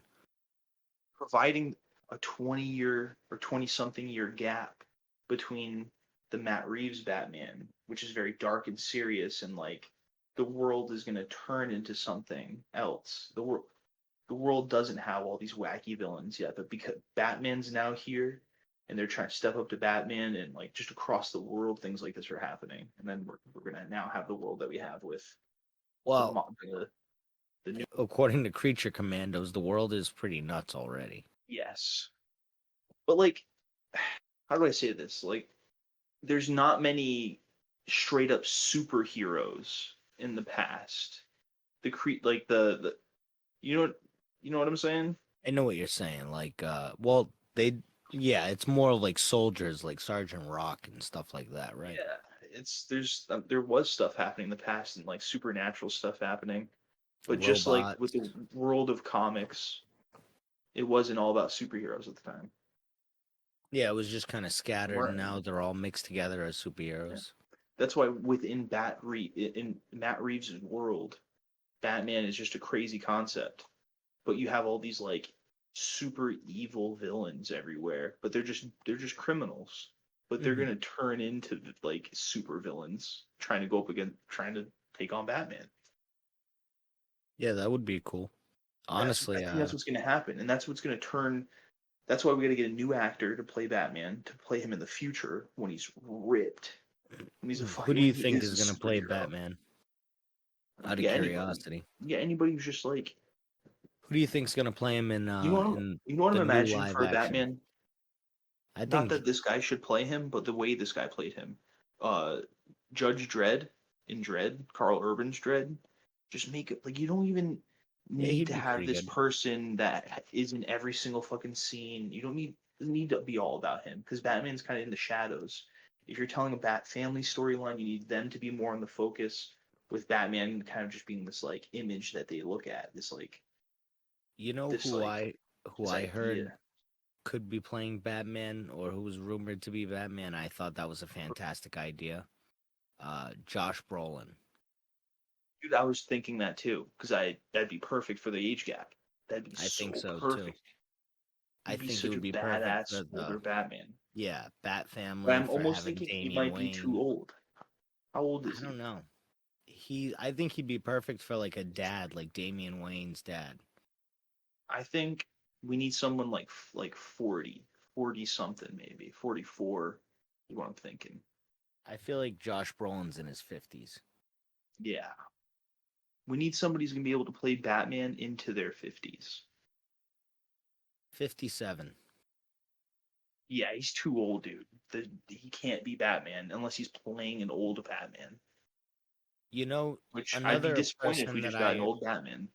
another person I heard that could be playing Batman, I forgot what his name was, but he played Jack Reacher on the TV show. So yeah, he could be pretty badass.